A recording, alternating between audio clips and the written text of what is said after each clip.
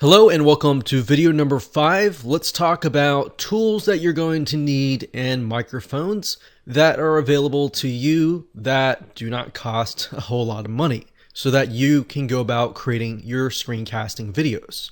So there are two softwares that I highly recommend. One is more expensive than the other. One is actually free. You don't really need the paid version to do this. And it really comes down to what you need and what you want to do.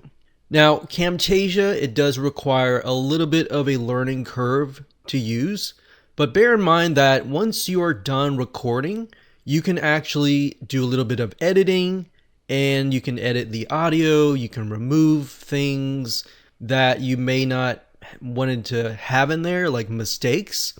So that's a big plus with Camtasia. Then when you're ready to render the video file, you can then upload it to a variety of different places, such as YouTube. You can upload it and save it as different files, which then you can upload it to places like vimeo.com. So Camtasia obviously gives you a lot more leeway in terms of different ways that you can go. Now, like I said, it does cost a little bit more money than Loom. So you can see here, it does cost $249, but I've used Camtasia and I'm using it now, and it's very, very easy, and it really helps, especially if you make a lot of mistakes or you just make a few mistakes and you want to edit them out. So when you send it to the client, they are impressed by the quality, but they're also impressed by what you have shared with them and the immense value that you have given them.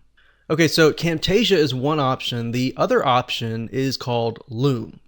Okay, so Loom is something that we have been testing recently, but Loom actually allows you to record just by installing a Chrome extension. And as you can see here, you can show your screen and you can also show your face if you would like to as well. Now, like I said, I would just recommend putting it and showing the video. Don't show your face yet until they're actually interested. All right, so if you go under pricing, you'll notice that there is a free level.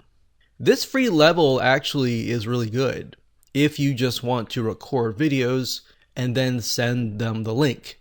So that's the nice thing about Loom, is it will automatically record and upload the video up to Loom, so that you can provide your client with a link. And when they view that link, you'll actually be notified if somebody takes a look at that video. So that's a big plus compared to that of something like Camtasia. Now, at the same time, there are disadvantages with the free level.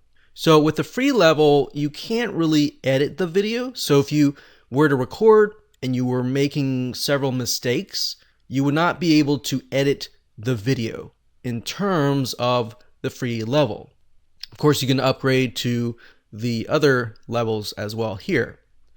Now, one thing I want to say is when you're recording the videos, it doesn't have to be 100% perfect. In fact, if it feels like it's too perfect, then they might feel like there's, their mind will go into, okay, what are they hiding kind of thing. So if you make a few mistakes, that's fine. It makes you look human. So it's okay to say or filler words, but just not say too many.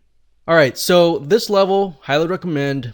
But like I said, the disadvantage is you cannot edit the video, and it simply uploads, and that's it.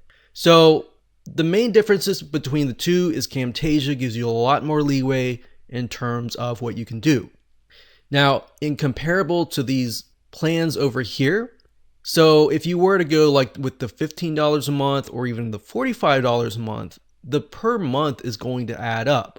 With the Camtasia, you simply pay $249 or whatever the fee is, and that's it. There's no monthly fee. So those are the different options that are available to you. Now you know the advantages and the disadvantages. If I were to say, if you're starting out, I would say just try the basic level of Loom first. As far as utilizing it, it's actually very easy. It's self-explanatory, in fact, compared to that of Camtasia. So start with this first, and when you begin to get more clients, or maybe the first client, and you get some money to invest, perhaps then invest into Camtasia.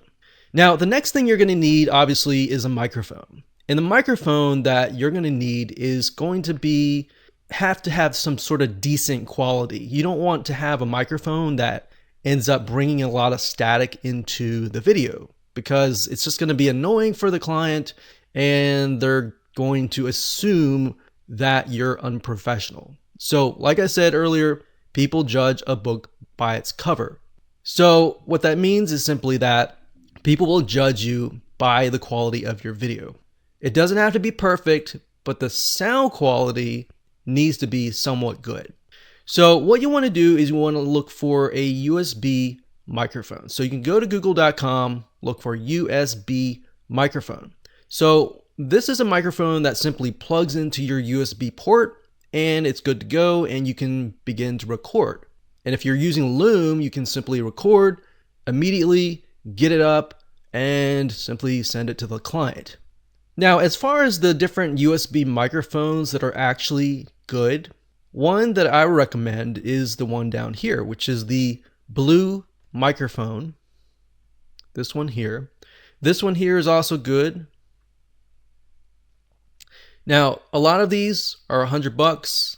Like I said, if you're investing into your business, this is actually pretty cheap. Now, you could go lower. You could go to up to $45 and look through here, and you could try some of these. In fact, Samson is actually a good company for microphones. I want to do something like this, but definitely Samson is a good company. So you could go with the $38, and then as you make more money, you can then invest into other things like the Blue Microphones Yeti. So this is actually a widely used microphone. This one here. And it's actually evolved over the years. And then of course we have the Audio Technica. Audio Technica in general, their microphones are really good as well. So as long as you get a USB microphone, you don't have to worry about, getting all sorts of equipment or anything like that. You simply plug and play, and that's it. So for example, my microphone is actually connected to a sound box and then connected to all sorts of other devices. So that's why a USB microphone is a lot easier, and it's cheaper, and it's going to allow you to get up and running fast. So with that said, let's move on to the next video. Hello and welcome back. This is video number 6, and we're going to talk about the Go Narrow method.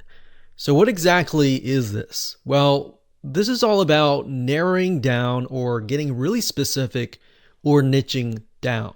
So in other words, a lot of times when people try to sell their digital marketing services, they will try to approach all sorts of different types of businesses. The reality is that if you do that, you're going to have to learn different businesses, because different businesses are going to have different objections, different concerns, and different needs. So if you are able to just simply, let's say you want to pick a niche, you want to just do plumbing, or you just want to do dentists, or you just want to do maybe a specific niche, what ends up happening here is when you provide maybe immense value specifically for this, the more videos that you make for that specific niche, the better you will understand the pains, the objections, and the concerns of that particular business owner. So in that sense, you're not going to have to learn the ins and outs of 5 different niches. Instead, you simply focus on one niche, makes it easier for you, and if you advertise yourself as the niche marketer, then the plumber is going to feel like, okay, if you do plumbing, they're going to think, okay, this person understands me. They understand my business. Especially if you've done marketing for plumbing businesses before. They are more likely to go to you than the other competitor who is trying to please everyone or trying to approach everyone. You see, it's kind of like you going to a specialist, a specific doctor. Let's say, for example, that you have heart issues, and you could go to your general family practitioner, but he or she may not necessarily specialize in that area.